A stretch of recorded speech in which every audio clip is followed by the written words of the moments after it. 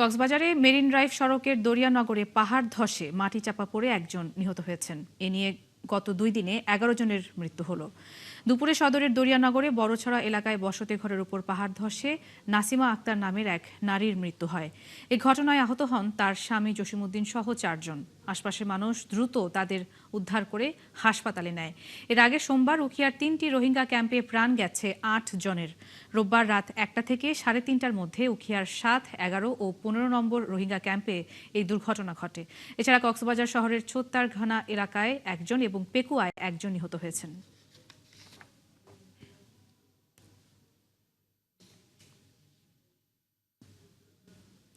দর্শক, ঘটনাস্থলে রয়েছেন সহকর্মী তারেক হায়দার। আমরা কথা বলছি তার সাথে। তারেক, উদ্ধার কাজের সবশেষ পরিস্থিতি আমাদেরকে জানাবেন এবং সেখানে কি পরিমাণ বসতি ছিল আসলে? নুজহাত, ঠিক এখন আজকে দরিয়ানগরের বড়ছড়া যে জায়গায় পাহাড় ধসে এক গৃহবধূ নিহত হয়েছে সে জায়গায় আছি। এখানে উদ্ধার তৎপরতা শেষ, 4 জন আহত আছে।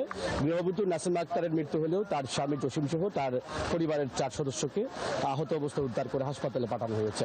এবং এই নিয়ে কক্সবাজারে বলতে হয় যে 11 জনের মৃত্যু হয়েছে গতকাল এবং আজকে পাহাড় ধসে। রোহিঙ্গা ক্যাম্পে 8 জন, অন্যদিকে পেকুয়া এবং কক্সবাজার সদরে 3 জন মিলে 11 জনের মৃত্যু পাহাড় ধসে হয়েছে। আমরা নাসিমা আক্তারের বাড়ির সামনে আছে, তাকে দাফনের যে প্রস্তুতি সেটি নেওয়া হচ্ছে। অন্যদিকে এখানকার স্থানীয়দের দাবি, অনেকটা পাহাড় ধসে মৃত্যুর পরে যারা সিপিপি ভলেন্টিয়াররা আছেন সরকারের পক্ষ থেকে, প্রশাসনের পক্ষ থেকে সতর্ক করা হচ্ছে, এটি তাদের স্থানীয়দের অভিযোগ। এবং প্রশাসন বলছে যে সতর্ক করার পরেও কিন্তু এখান থেকে চুলপড়ি বানানো হচ্ছে না পাহাড়ের পাদদেশে বসবাসকারীরা। আপনি যেমনটি জানতে চেয়েছিলেন নুজহাত, যেখানে পাহাড় ধসের ঘটনা ঘটেছে সেখানে পাহাড়ের পাদদেশে প্রায় 12-15টির মতো ঘর ছিল, বসতঘর ছিল এবং সেখানের একটিতে বন বিভাগের গাছ উপড়ে পড়ে মূলত নাসিমা আক্তারের মৃত্যু হয় এবং তার স্বামী জসিমউদ্দিন সহ তার পরিবারের আরো 4 সদস্য আহত হয়।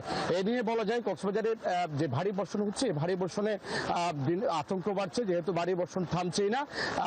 মধ্যরাতে এবং রাতভর যদি ভারী বৃষ্টি হয় তাহলে রোহিঙ্গা ক্যাম্প সহ কক্সবাজার সদরের বেশ কয়েকটি ঝুঁকিপূর্ণ পাহাড়ের পাদদেশে বসবাসকারীদের উপর আবারও পাহাড় পড়ে মৃত্যুর খবর হয়তো আমরা শুনতে পারি। নুজহাত। তারেক, অনেক ধন্যবাদ আপনাকে। দর্শক, শুনছিলাম কক্সবাজারে পাহাড় ধসের পরবর্তী পরিস্থিতি নিয়ে যুক্ত ছিলেন সহকর্মী তারেক হায়দার।